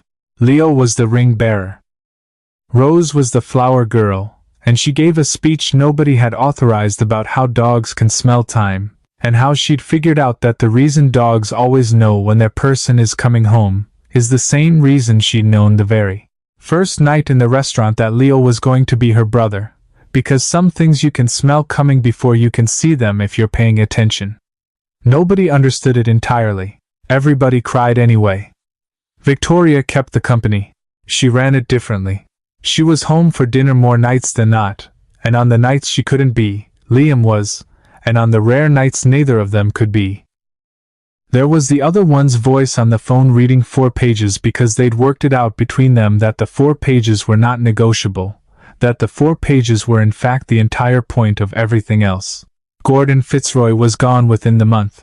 The investigation found everything Victoria's folder had promised, and more, and the board that had nearly removed her removed him instead, unanimously, with Heather Croft and David Ibarra leading the motion. His brother-in-law's holding company was named in 3 separate filings. Le Monarch closed within the year. Nobody mourned. And Liam kept one job in the end, not because he had to, but because Victoria understood finally that a man who'd spent his life running toward the bleeding could not simply stop, and shouldn't. He went back to medicine.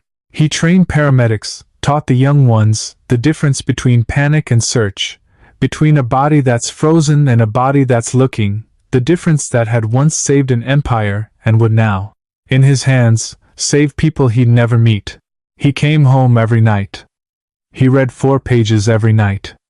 And some nights, after the children were asleep, he'd sit on the back porch.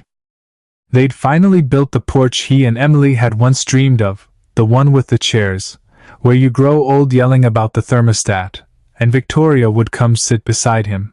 And they wouldn't say much because they didn't have to. 2 children laughed themselves to sleep in that house every night, raised at last not by systems, not by staff, not by schedules or security, or the cold machinery of money, but by 2 people who'd come from opposite ends of the world, and learned the same thing the hard way. The only thing either of them had ever needed to learn. That the most powerful thing on earth is not money, and it is not status, and it is not the empire you build, or the chair you keep. It is a person who stays, and in that house, in that family rebuilt from 2 broken halves, nobody ever left again.